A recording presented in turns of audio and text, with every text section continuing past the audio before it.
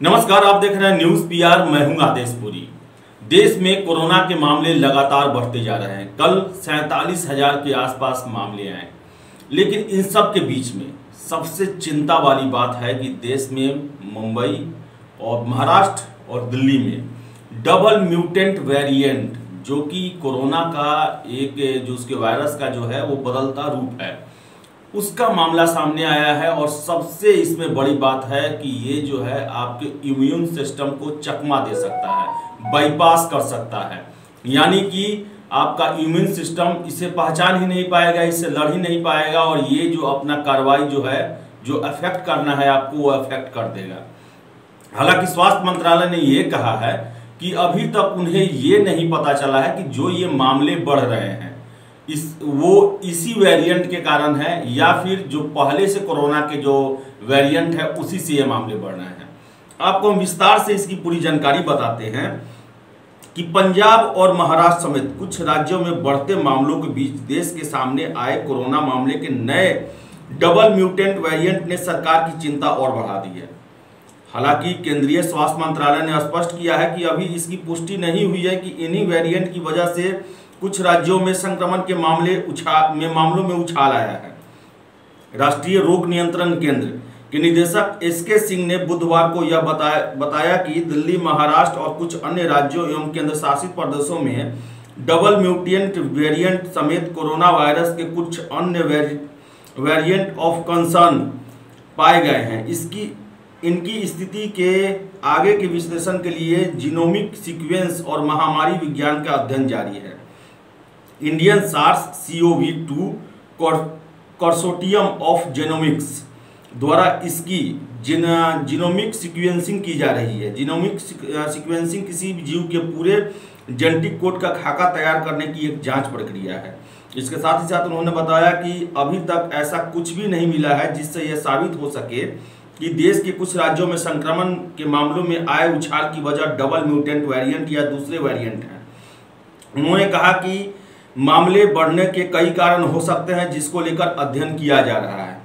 इससे पहले केंद्रीय स्वास्थ्य मंत्रालय ने बताया कि महाराष्ट्र के नमूनों के विश्लेषण में 2020 की तुलना में E484Q और L452R म्यूटेशन के सैंपल कुछ हिस्सों में तेजी से बढ़ोतरी देखी गई है।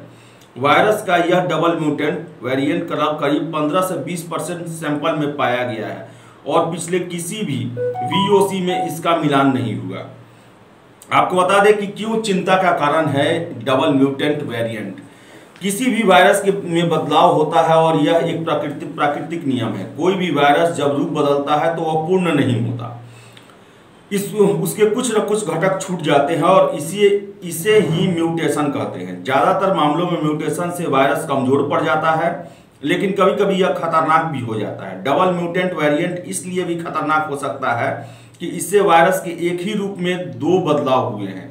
स्पाइक प्रोटीन के बदलाव के चलते उसकी संक्रामकता में इजाफा हो सकता है और इसके स्वरूप में भी दूसरे बदलाव के चलते शरीर की प्रतिरक्षा प्रणाली को चकमा देने में सफल रह सकता है। हालांकि अभी इसको लेकर ज्यादा जानकारी नहीं मिली है, अध्ययन जारी है। और इसके अलावा आपको बता दें कि स्वास्थ्य मंत्रालय ने कहा है कि पुराने बचाव के तरीके ही कामयाब होंगे और उसे काफी कड़ाई से इसे अपनाने की जरूरत है। बता दें कि मंत्रालय ने बताया है कि इन वेरिएंट को VOC में रखा गया है, लेकिन इससे बचने के लिए पहले के नियमों का पालन करते रहना जरूरी है। साथ ही टेस्टिंग बढ़ाने, निकट संपर्क में आए लोगों की पहचान करने, संक्रमितों को आइसोलेट कर उनका बेहतर इलाज करना भी आवश्यक है। आपको बता दें कि नए वेरिएंट जो है 10,784 पॉजिटिव सैंपल की जीनोम सीक्वेंसिंग की गई। 18 राज्यों में 771 वेरिएंट ऑफ कंसर्न पाए गए हैं, जिनमें ब्रिटिश वेरिएंट 736 मामले हैं। 34 सैंपल दक्षिण अफ्रीकी वेरिएंट और 1 सैंपल ब्राजीली वेरिएंट से संक्रमित मिला है। तो आपको बता दें, जो भी नए वेरिएंट आए हैं, चाहे वो इंग्लैंड के हो, साउथ अफ्रीका के हो, ब्राजील के हो, वो सारे मामले भारत में दर्ज किए जा रहे हैं। 771 अलग मामले आए, जिसमें 726 जो है वो ब्रिटेन वेरिएंट था, वही 34 जो है वो साउथ अफ्रीका और 1 ब्राजीलियन वेरिएंट था। सरकार ने महाराष्ट्र और पंजाब में बढ़ते मामलों को गंभीर चिंता जताई है। महाराष्ट्र और पंजाब के संपर्क में लगातार केंद्र सरकार बना हुआ है केंद्रीय स्वास्थ्य सचिव राजेश भूषण ने प्रेस कॉन्फ्रेंस कर बताया कि महाराष्ट्र और पंजाब के स्वास्थ्य विभाग के अधिकारियों के साथ मामले को नियंत्रित करने की रणनीति पर चर्चा हुई। उन्होंने कहा कि देश में 3% सक्रिय मामले हैं। ज्यादातर मामले पुणे, नागपुर, मुंबई, ठाणे, नासिक, औरंगाबाद, नांदेड़, जलगांव, अकोला और कर्नाटक के बेंगलुरु जिले में हैं। भूषण ने कहा कि गुजरात, मध्य प्रदेश, तमिलनाडु, छत्तीसगढ़ और चंडीगढ़ में बढ़ते मामले चिंता का विषय है। वही आपको एक इसमें सकारात्मक खबर हम बता दें आपको कि कोरोना से मरने वालों में 88% जो है वो 45 साल से अधिक उम्र के हैं और मोर्टेलिटी रेट जो है वो काफी कम है। अभी भी 1 कुछ प्रतिशत है इसका मोर्टेलिटी रेट। ये जो है एक राहत भरी बात है। आपको बता दें कि राजेश भूषण ने कहा कि कोरोना के चलते भारत में जितने भी मौतें हुई हैं उनमें से 88% 45 साल से अधिक उम्र के लोग हैं। इसी मद्देनजर 45 साल से अधिक उम्र वाले लोगों का टीकाकरण किया जाता है और इस आयु वर्ग में मृत्यु दर 2.85 है। तो वही आपको बता दें कि मोर्टेलिटी रेट जो है, जो एग्रीगेट जो है वो 1 कुछ प्रतिशत है, यानी कि बहुत कम है। वही 95% के आसपास जो है वो रिकवरी रेट भी है। तो डबल म्यूटेंट, आपको बता दें कि डबल म्यूटेंट वेरिएंट जो है इसका प्रवेश हो चुका है और ऐसे में हमें काफी एहतियात बरतने की जरूरत है, क्योंकि ये म्यूटेंट जो है आपके रोग प्रतिरोधक क्षमता जो है इसको बाईपास कर सकती है, इसे आसानी से वो इसे चकमा दे सकती है और ऐसे में आप संक्रमित हो सकते हैं। तो सरकार ने जो भी गाइडलाइन बनाया है, मास्क पहनना है, 2 गज की दूरी बना के रखना है, लगातार हाथ धोते रहना है और जैसे ही आप में लक्षण पाया जाए आप खुद को आइसोलेट कर ले, या कोई भी बाहर से आता है तो कम से कम 10 दिन वो होम क्वारंटाइन रहे, आइसोलेटेड रहे, परिवार के किसी सदस्य से ना मिले।